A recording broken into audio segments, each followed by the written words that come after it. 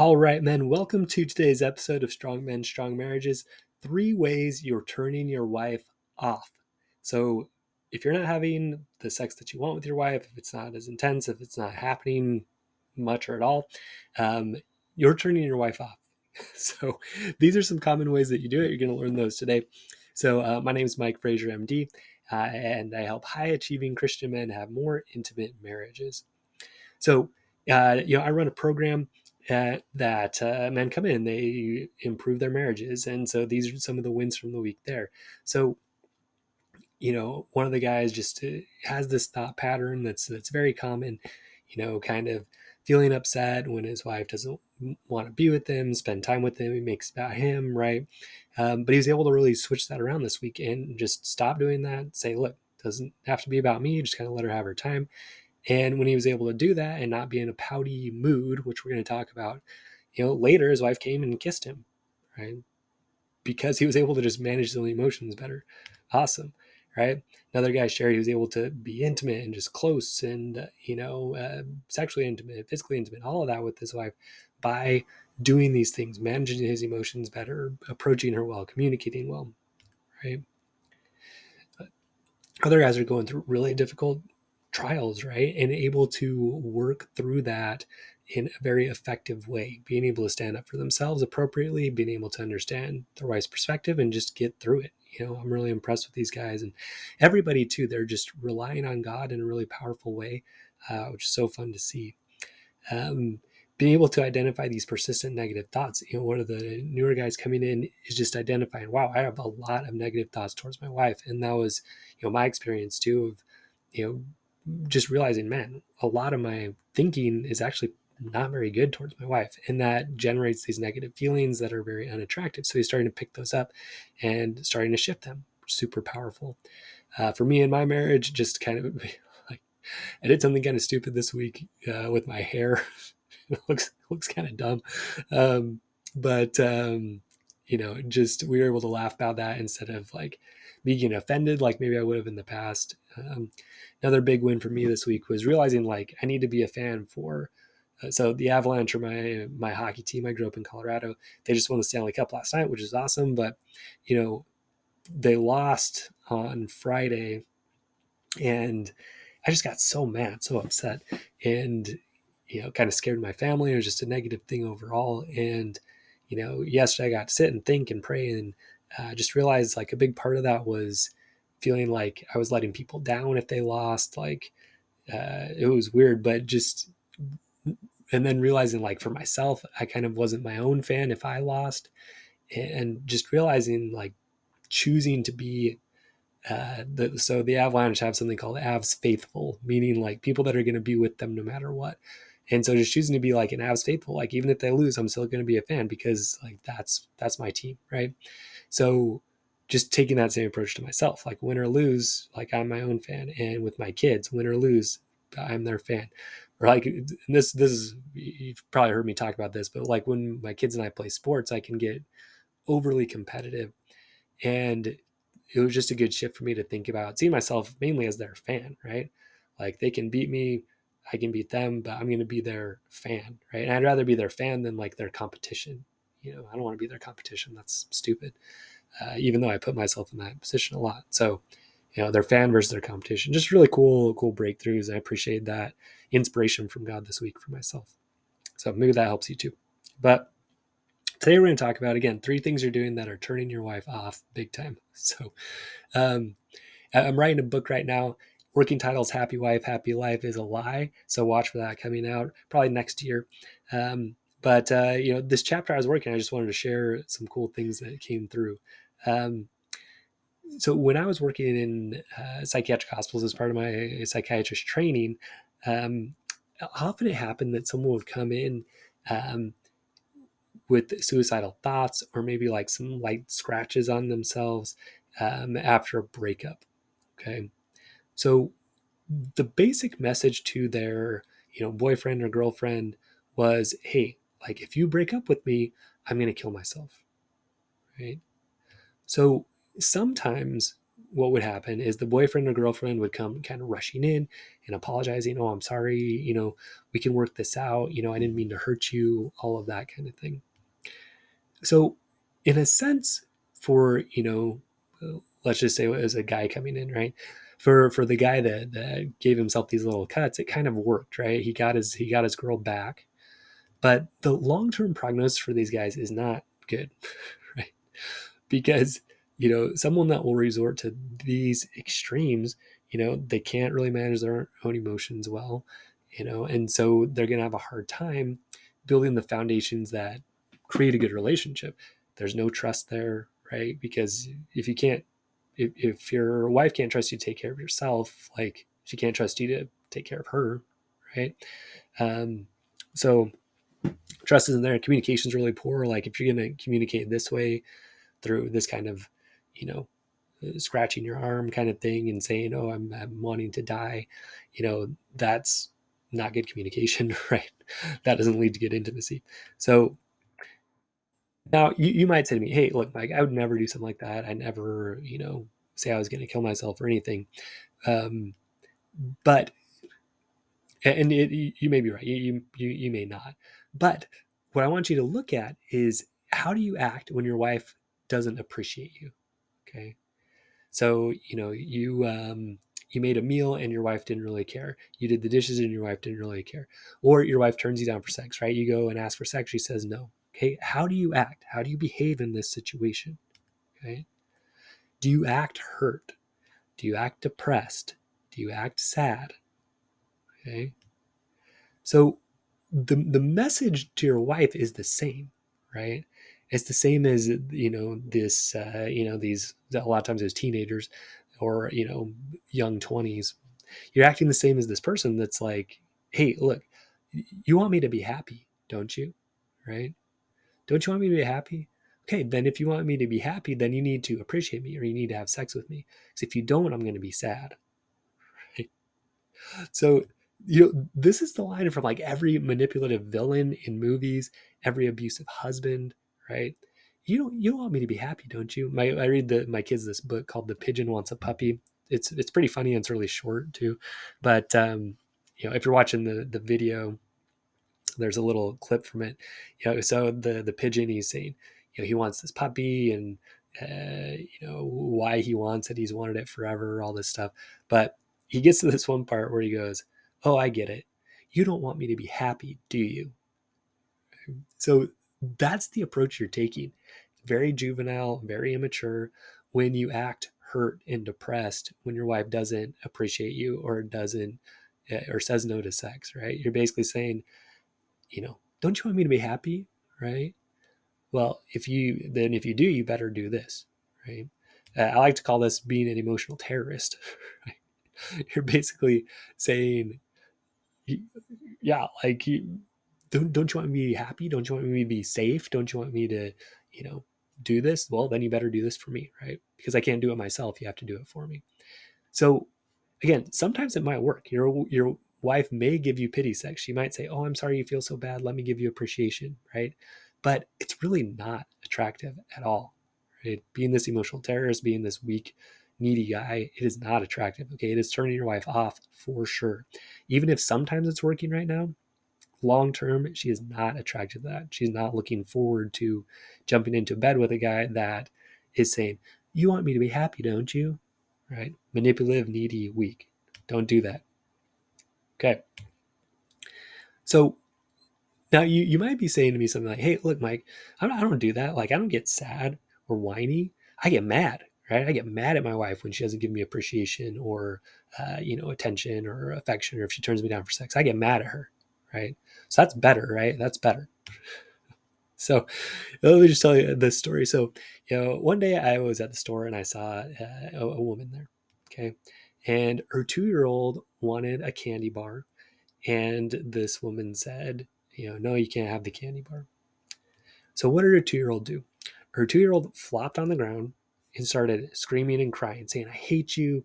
I can't, why are you, why won't you give me what I want?" Kind of the same as before, right? "Don't you want me to be happy?" kind of thing, but more with anger this time, right? "I hate you. You're the worst mom," right? Really mean stuff. Okay. Eventually, this woman, she was embarrassed enough, right?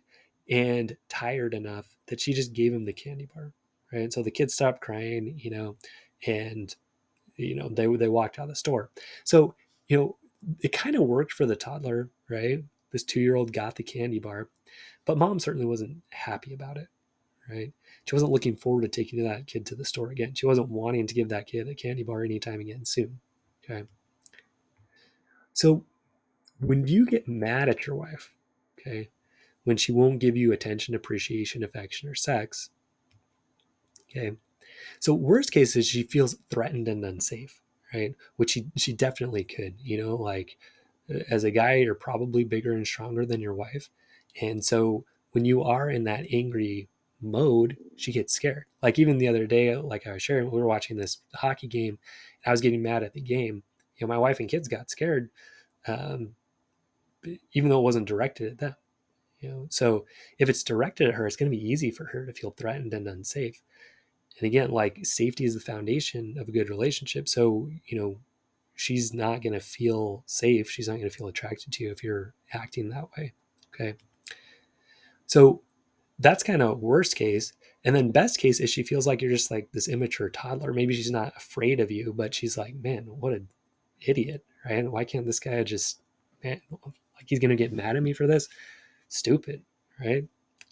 So, and maybe she does kind of give in, you know, maybe you get all mad and she's like, okay, yeah, honey, you're right. I do need to appreciate you more. I'm sorry. Let me write you a thank you note. My wife used to do this, right? I would get mad at her this way, or be like, you need to just kind of like the first guy, right? You need to write me notes. That's my love language. You need to write me notes. And she would do it for a while, but like I was basically manipulating her into this. I was like this terrorist for her, or this toddler, right? I can't take care of myself. She's got to take care of me. So it didn't last long. I didn't feel particularly fulfilled by it, right? But it's because of this, right? It's all very immature, these approaches, you know. So again, if you act mad, maybe she does give in, but she's not turned on, right? She's not excited to give you what you want in the future. No way, right? She kind of got guilted into it or just annoyed into it, right? So she doesn't want to manage your emotions for you, okay? That's not her job. The more you try to make it her job, the more it drains her. Okay? And that brings us to the last one, which is this parasite. So far, the things that turn your wife off, right? They're, acting like, an emotional terrorist. You don't want me to be happy, don't you? Then you better do what I want, right? Acting like a baby toddler. Oh, you didn't give me what I want. Now I'm mad, right? And the last one is being a parasite, right? Trying to suck off attention, appreciation, affection from her, right? And at its core, that's what the mosquito cycle is about. It's an inability to feel happy or content on your own and trying to make your wife make you feel happy and content and good enough and all of that, right? So, yeah, you're a parasite, man. You're trying to drain off emotional energy from her so you can use it for yourself. Okay? Again, like you're being a parasite, man. You're trying to drain off emotional energy from her so you can use it for yourself. It's not good. Okay. How do you go about that? So, you might go, you might buy her gifts, you might do things around the house, you might take care of the kids, right? You might go flex your muscles in front of her. I'm writing the book, and this is something I used to. I'd go work out and then I'd go flex in front of my wife. So she would tell me like that I looked good, And the whole time though, you're hoping, right? You're hoping that she's going to give you attention, appreciation, and affection, right? You're that mosquito buzzing around. You're trying to suck off attention, appreciation, affection from her. Okay. Or that, tapeworm, right? Or that tick, right? You're like on there sucking her blood, or you're in there in her, digestive system, eating her food. Like these are not attractive organisms, right? They're not attractive things, right? They're things that people want out of their life. And it's the same way, right? If you're running around doing these nice things, but trying to suck off emotional energy from her, you're a drain, man. And she doesn't want to be around it. You know, women, they sense that mosquito buzzing. They don't want to give in because inherently we kind of know that, like, it's not good to give this person what they want. You want them to go away. And when you give them what they want, they're going to keep coming back. right? So, there's that book, If You Give a Mouse a Cookie, he's going to want a glass of milk. Same thing, right? It's in Air Force One too, that quote. But when your wife kind of senses that, she knows like, okay, he's coming because he wants something from me. If I keep giving it to him, he's going to keep coming back. So I probably shouldn't, right? And when they stop doing it, that's when you go into feeling frustrated. That's when you explode, right? And that's when your wife maybe gives in, or maybe you just feel guilty and you go back to doing this stuff again. That's the mosquito cycle, right? So another way to think about this is, it's like that someone who wanted to be friends a little bit too much in high school, right? Like they followed you around, they wanted you to do stuff for them, or maybe you were that guy in some cases, or with a girl that you were like, you were just kind of like around her all the time, and she just didn't give you the time of day, but you just kind of like kept being around there. um, or like opposite, right? A girl who kind of liked you more than you liked her, and she was around all the time. Just you just got annoyed with her eventually. But why? Because you could sense that desperation from her, right? You could sense like she wanted something from you that you didn't want to give, right? And at the end of the day, the thing is, that it's about them wanting something from you. Okay, they're trying to be a parasite. They're trying to suck emotional energy or friendship or whatever off of you, right? And so you brushed them away, right? Or depending on your personality, you might have kind of like used this person for things that you wanted. You felt kind of justified in a way because you knew they were trying to use you also, right?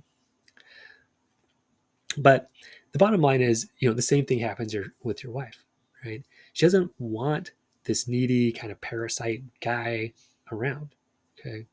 That desperation, it's repulsive. She doesn't like it. She doesn't want to be around it. Okay. She doesn't want a needy parasite around her. She doesn't want a mosquito. She doesn't want a tapeworm. She doesn't want any of that stuff. Doesn't want a tick. Nothing. Okay. Virus. She doesn't want any of that. Okay. Don't be any of that. So here's what you need to do instead. Okay. So you need to stop being so needy, right? Stop being so needy. Stop trying to suck stuff off of her. A while ago, I did an interview with Jennifer Finlayson, how to be more sexually attracted to your wife. You can find it on the podcast here. But her quote, I asked her kind of right off the bat.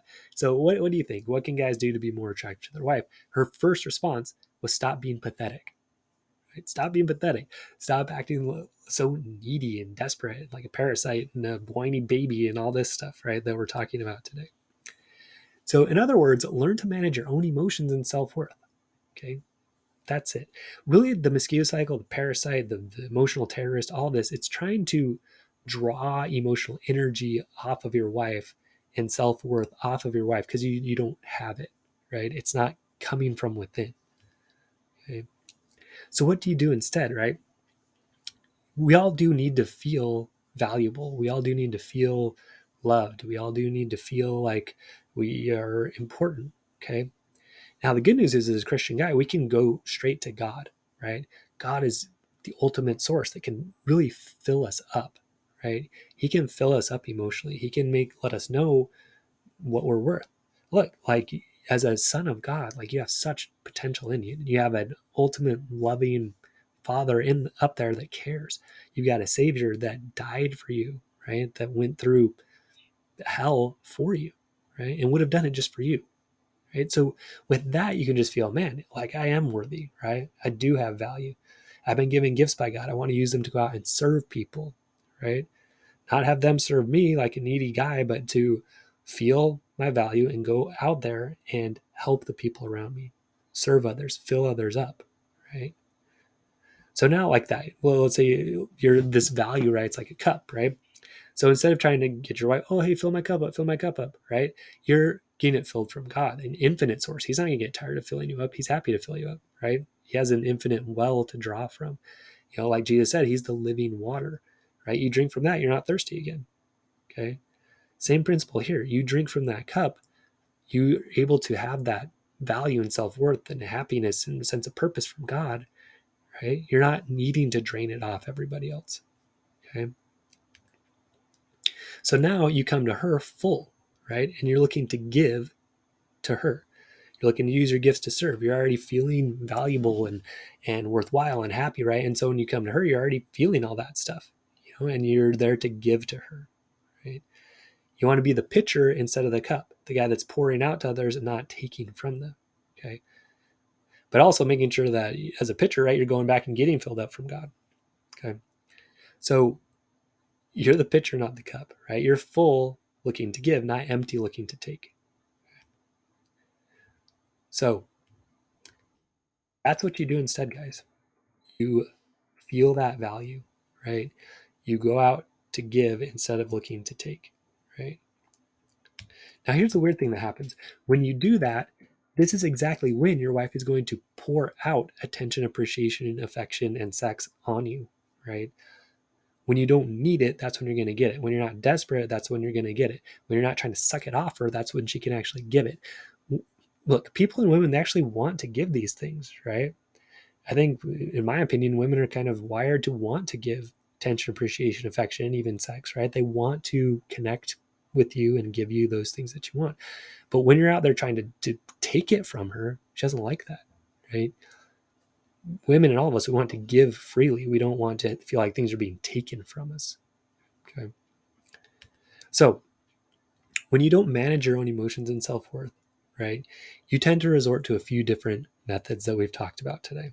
Okay. So one is the emotional terrorist. You want me to be happy, don't you? Okay, well, you better do what I tell you, right? Or else I'm going to be sad, right? So that's the emotional terrorist. Okay, the baby. Wow, you didn't do what I want. I'm mad, right? And then the parasite, right? The guy that's sucking these things up. So these things, guys, they're turnoffs to your wife. An emotional terrorist, turn off. A baby, turn off, right? A parasite, turn off. Your wife doesn't want to have sex with any of these people, okay? So she's not attracted to any of those. So she's attracted to a strong man who's looking to give and not to take, who's already full and not empty, right? Who's not an emotional terrorist, who's emotionally strong and ready to support his wife. Who's not a baby, who's a mature man, right? And can manage his own anger, right? Who's not a parasite, but who's full, right, of love and care and respect for himself so he can go out and give that to other people, okay?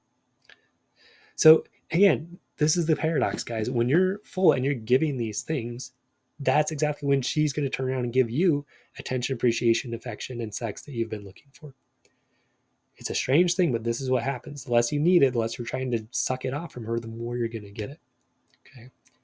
Again, women want to give, but they do not want to be drained. Okay. Women want to give, they don't want to be drained. Okay. So if you want to learn how to do this stuff, right, get rid of these unattractive traits and qualities, right, and replace them with attractive traits and qualities. Okay, you're going to learn how to do this expertly in my program, Love, Intimacy, and Legacy. Okay, so you can go to the link in the show notes to apply. This is for high achieving, professionally successful Christian men, right, who want to create a more intimate marriage with their wife, right? Whether that is just their sex life isn't there and the rest is okay but not great, and they just want to take it there, or things are more serious. There's been infidelity, or we're talking separation or that kind of thing. Wherever you fall in that range, I can help you. I've helped guys like you. It's just such a cool process to watch guys connect with God more, manage their emotions and thoughts better, and just become stronger, more attractive guys and turn their marriages around because of it. It's powerful. So again, click the link in the show notes to apply for the program. We'll talk over the phone, see if you're a good fit. And yeah, looking forward to hearing from you. Link in the show notes, or visit strongmenstrongmarriages.com and click work with me. Again, click link in the show notes or visit strongmenstrongmarriages.com and click work with me, and I will see you there. Stay strong, men. We'll see you next episode.